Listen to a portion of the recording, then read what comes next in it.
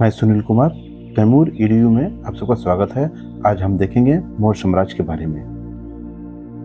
जैसा कि आप सभी जानते हैं, मौर्य साम्राज्य की स्थापना चंद्रगुप्त मौर्य ने की थी, जिन्होंने पूरे उत्तर पश्चिम और प्रायद्वीपीय भारत के एक बड़े क्षेत्र पर विजय प्राप्त की थी। बौद्ध पाठ नेपाली इलाके से सटे गोरखपुर के क्षेत्र में रहने वाले मौर्य नामक एक क्षत्रिय कबीले के अस्तित्व की बात करता है, लेकिन ब्राह्मणवादी स्रोत मौर्यों को शूद्र मानते हैं। विष्णु पुराण के अनुसार चंद्रगुप्त मौर्य नंद राजा सर्वासिद्धि के पुत्र मौर्य के सबसे बड़े पुत्र थे। मूरा एक शिकारी की बेटी थी। मौर्य वंश की स्थापना चंद्रगुप्त मौर्य ने चाणक्य कौटिल्य की सहायता से की थी। ग्रीक लेखक जस्टिन का कहना है कि चंद्रगुप्त मौर्य ने 6 लाख की सेना के साथ पूरे भारत को जीत लिया। उन्होंने पश्चिमोत्तर भारत को सेल्यूकस की गुलामी से मुक्त कराया, जिसने सिंधु के पश्चिमी क्षेत्र पर शासन किया था। ग्रीक वायसराय के साथ युद्ध में चंद्रगुप्त विजयी हुआ। आखिरकार दोनों के बीच समझौता हो गई और 500 हाथियों के बदले सेल्यूकस ने उसे पूर्वी अफगानिस्तान, बलूचिस्तान और सिंधु के पश्चिम का इलाका दे दिया। वह मौर्य साम्राज्य का मुख्य वास्तुकार था, जिसने पहले खुद को पंजाब में स्थापित किया और फिर मगध क्षेत्र पर नियंत्रण करने के लिए पूरब की ओर बढ़ा। चंद्रगुप्त मौर्य ने एक विशाल साम्राज्य का निर्माण किया, जिसमें बिहार, उड़ीसा, बंगाल के अच्छे हिस्से, पश्चिम और उत्तर पश्चिम भारत और दक्कन के क्षेत्र शामिल हैं। केरल, तमिलनाडु और पूर्वोत्तर भारत के कुछ हिस्सों को छोड़कर मौर्यों ने पूरे उपमहाद्वीप पर शासन किया। जैन ग्रंथों के अनुसार चंद्रगुप्त मौर्य ने जैन धर्म अपनाया और अपने अंतिम समय में शरणबेलगोला नामक स्थान मैसूर के पास चंद्रगुप्त गए और वहां पहाड़ियों पर अपने प्राणों का त्याग किया। मौर्य साम्राज्य के संक्षिप्त अध्ययन के अंतर्गत अब हम देखेंगे बिंदुसार के बारे में।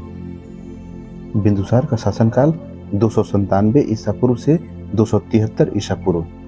ग्रीक विद्वानों द्वारा इसे अमित्रोचेट्स यानी दुश्मनों का नाश करने वाला के रूप में जाना जाता है, जबकि महाभाष्य उन्हें अमित्रघात यानी दुश्मनों का हत्यारा के रूप में संदर्भित करता है। आजीविका संप्रदाय में एक भविष्यवक्ता का उल्लेख है, जिसने बिंदुसार को अपने बेटे अशोक की भविष्य की महानता के बारे में भविष्यवाणी की थी। बिंदुसार ने अरब सागर और बंगाल की खाड़ी के बीच की भूमि पर विजय प्राप्त की थी।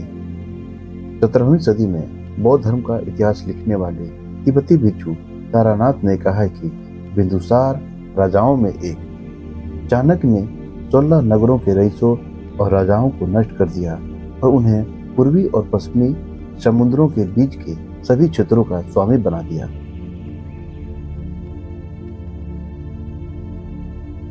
ग्रीक स्रोत के अनुसार उसके पश्चिमी राजाओं के साथ राजनयिक संबंध थे। स्ट्रेबो के अनुसार एंटियोकस ने बिंदुसार के दरबार में डायमेकस को एक राजदूत के रूप में भेजा था।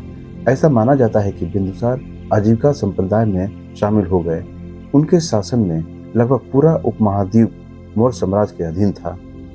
अब आगे हम देखेंगे सम्राट अशोक के बारे में। सम्राट अशोक का शासनकाल 268 से 232 ईसा पूर्व। 273 ईसा पूर्व में बिंदुसार की मृत्यु के बाद 4 साल का उत्तराधिकार संघर्ष था। बिंदुसार चाहता था कि उसका पुत्र सुसीमा उसका उत्तराधिकारी बने। राधागुप्त नामक एक मंत्री की सहायता से और 99 भाइयों को मारने के बाद अशोक ने सिंहासन हासिल किया। बिंदुसार के शासनकाल में अशोक तक्षशिला और उज्जैन के वायसराय थे। अशोक अपने समय के महानतम राजाओं में से एक था। वह अपने शिलालेखों के माध्यम से अपने लोगों के साथ सीधा संबंध बनाए रखने वाला पहला शासक माना जाता है। सम्राट के अन्य नामों में बुद्धिशाक, धर्मशोका, देवानामप्रिया और प्रियदर्शी शामिल है, जो श्रीलंकाई बौद्ध कालक्रम दीपवमसा और महावंशा में दिए गए हैं। दीपवंश और महावंश उनकी रानियों का विस्तृत विवरण देते हैं। उनका विवाह महादेवी विदिशा की एक व्यापारी की बेटी से हुआ था, जो अशोक के प्रतिष्ठित बच्चों महेंद्र और संघमित्रा की मां थी, जिन्होंने बौद्ध धर्म के प्रचार में मदद की थी। बौद्ध ग्रंथों में रानियों असंधिमित, पद्मावती, तिसारखीता और करुवाकी का भी वर्णन मिलता है। अशोक के शासनकाल के दौरान मौर्य साम्राज्य ने हिंदू कुश से लेकर बंगाल तक पूरे क्षेत्र को कवर किया और अफगानिस्तान, बलूचिस्तान और पूरे भारत में कश्मीर और नेपाल की घाटियों सहित सुदूर दक्षिण में एक छोटे से हिस्से को छोड़कर, जिस पर चोलों और राग शिलालेख 13 के अनुसार, पांड्य और राग शिलालेख 2 के अनुसार केरल पुत्रों और शतपुत्रों द्वारा उसने सीरिया, मिस्र, मैसेडोनिया, सेरेनिका और एपिरस में अपने समकालीनों के साथ राजनयिक संबंध विकसित किए। इन सभी का उल्लेख अशोक के शिलालेखों में किया गया है। अशोक बौद्ध धर्म का प्रबल समर्थक था। वह बौद्ध धर्म में परिवर्तित हो गया और उसके शासनकाल के दौरान बौद्ध धर्म भारत के बाहर चला गया। उनके बच्चे महेंद्र और संघमित्रा श्रीलंका भेजे गए। अपने दूसरे धर्म यात्रा दौरे के दौरान उन्होंने बुद्ध के जन्म स्थान लुम्बिनी का दौरा किया। उन्होंने पशु बलि पर प्रतिबंध लगा दिया। भोजन के लिए पशुओं के वध को नियंत्रित किया गया और अपने पूरे राज्य में धर्मशालाओं, अस्पतालों और सरायों की स्थापना की। अशोक का बौद्ध धर्म उसका व्यक्तिगत धर्म था। उसने कभी भी बौद्ध धर्म को राजकीय धर्म घोषित नहीं किया। अशोक ने बौद्ध धर्म के प्रचार के लिए अपने बेटे महेंद्र और बेटी संघमित्रा को श्रीलंका भेजा था। अशोक ने आजीवक संप्रदाय के लोगों के लिए गया में बराबर की पहाड़ियों में 4 गुफाओं का निर्माण कराया था। क्या कहते हैं अशोक के चतुर्दश अभिलेख? प्रथम शिलालेख, इसमें अहिंसा पर बल दिया गया है और पशु बलि की निंदा की गई है। द्वितीय शिलालेख, इसमें मनुष्य के साथ पशु चिकित्सा की भी चर्चा की गई है। तृतीय शिलालेख, इसमें अशोक ने 3 अधिकारी राजूक, युक्तक और प्रदेशक का चर्चा किया है। चतुर्थ शिलालेख, इसमें भैरी घोष के स्थान पर धम्म घोष की नीति का चर्चा है। 5वां शिलालेख, इसमें धम्म महापात्र नामक अधिकारी की चर्चा है जो धार्मिक जीवन की देखरेख करता है। 6वां शिलालेख, इसमें अशोक ने कहा है कि मेरा अधिकारी जन कल्याण के लिए है। 7वां शिलालेख, इसमें अशोक ने विभिन्न धर्मों के आपसी समन्वय की बात कही। 8वां शिलालेख, इसमें अशोक के धर्म यात्रा की चर्चा की गई है। 9वां शिलालेख, इसमें सच्ची भेंट और शिष्टाचारों का वर्णन है। 10वां अभिलेख, राजा व अधिकारी हमेशा प्रजा के हित की सोचे। 11वां में धर्म की व्याख्या की गई है और 12वां अभिलेख, इसमें स्त्रियों की स्थिति में सुधार के लिए स्त्री महामात्रा नामक अधिकारी की चर्चा है। 13वां अभिलेख, इसमें कलिंग युद्ध की चर्चा है और 14वां अभिलेख, इसमें अशोक ने जनता को धार्मिक जीवन व्यतीत करने को प्रेरित किया है। उस समय के जो प्रमुख अध्यक्ष थे वो इस प्रकार हैं। शुल्काध्यक्ष, इनका काम था व्यापार से प्राप्त कर लेना। औतवाध्यक्ष, इनका काम था माप तौल के माप को नियंत्रण करने वाला। सूत्राध्यक्ष, वस्त्रोद्योग का मंत्री होता था। सुनाध्यक्ष, यह बूचड़खाने चर्म उद्योग का अध्यक्ष होता था। लक्ष्मणाध्यक्ष, यह टकसाल का अध्यक्ष होता था। अश्वाध्यक्ष, यह घोड़ों की देखभाल करने वाला होता था।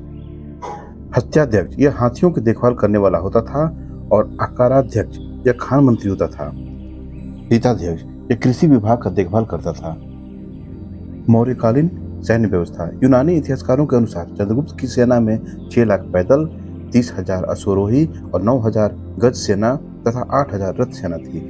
मेगास्थनीज के अनुसार सेना की देखरेख के लिए अलग अलग एक विभाग था। इस विभाग में 30 सदस्य होते थे। सामाजिक व्यवस्था, चाणक्य ने अर्थशास्त्र में परंपरागत 4 वर्णों का उल्लेख किया है: ब्राह्मण, क्षत्रिय, वैश्य और शूद्र। मेगास्थनीज ने चतुर्वर्ण व्यवस्था का उल्लेख नहीं किया था, किंतु उसने आर्थिक आधार पर भारतीय समाज को 7 वर्गों में बांटा है। पहला है दार्शनिक, इसके अंतर्गत पुजारी, भिक्षु तथा विद्वान आदि आते थे। दूसरा है कृषक।